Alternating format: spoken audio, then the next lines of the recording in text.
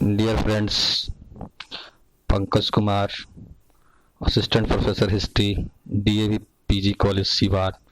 मैं आज आप लोग को अकबर की राजपूत नीति के बारे में बताऊंगा। अकबर की राजपूत नीति। मुगलों की राजपूत नीति की शुरुआत अकबर के शासनकाल में हुई। अकबर ने अपने साम्राज्य को हिंदू और मुसलमानों दोनों की सद्भावना के आधार पर विकसित करने का निश्चय किया। उसने ऐसी नीति अपनाई कि राजपूत उसके सहयोगी बन गए तथा उन्होंने अपनी शक्ति से मुगलों का गौरव बढ़ाया तथा साम्राज्य के विस्तार में प्रमुख भूमिका निभाई। अकबर को यह ज्ञात हो गया था कि राजपूतों की विरुद्ध युद्ध और शत्रुता की नीति से मुगल साम्राज्य का हित नहीं हो सकता। फिर राजपूताना की भौगोलिक स्थिति इस प्रकार की थी कि अकबर उससे स्वतंत्र नहीं छोड़ सकता था। राजस्थान का प्रदेश मालवा एवं गुजरात के मार्ग में पड़ता था, जिससे इस प्रदेश का सैनिक एवं सुरक्षात्मक महत्व बहुत अधिक था।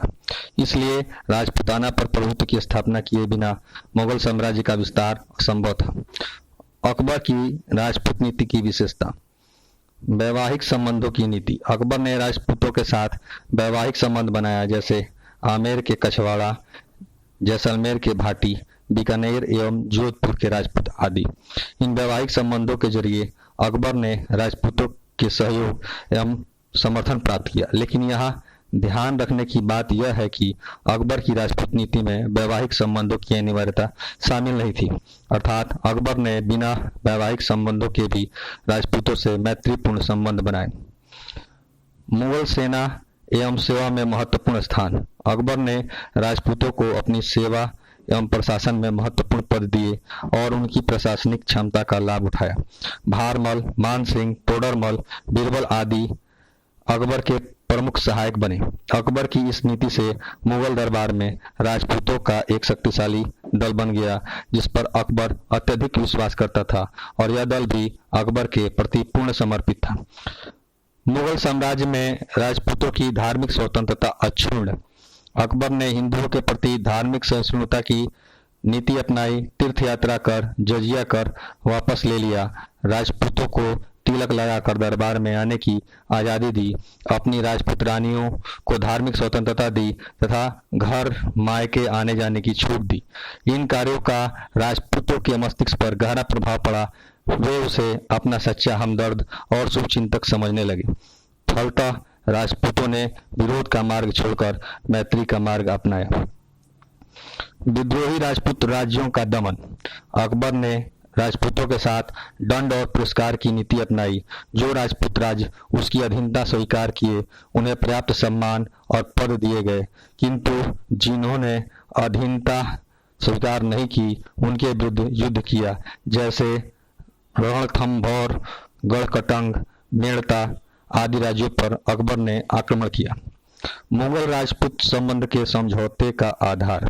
राजपूत शासकों द्वारा खराज की एक निश्चित रकम अदा करना।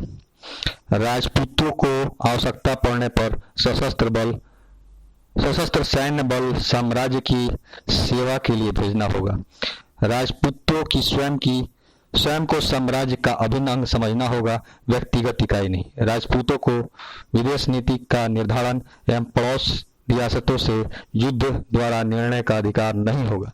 ऐसा इसलिए किया गया क्योंकि मुगल एक प्रकार की सर्वोच्च सत्ता का दावा करते थे और इसको कायम रखने के लिए यह आवश्यक था कि रियासतें आपस में संघर्ष न करें। जब तक इन समझौतों में सूक्ष्म संतुलन की स्थिति रही, अर्थात व्यवहारिक रूप से राजपूतों की आंतरिक स्वतंत्रता दी गई और उनके मामलों में अतिशय हस्तक्षेप नहीं हुआ, तब तक मुगल राजपूत संबंध मधुर रहे।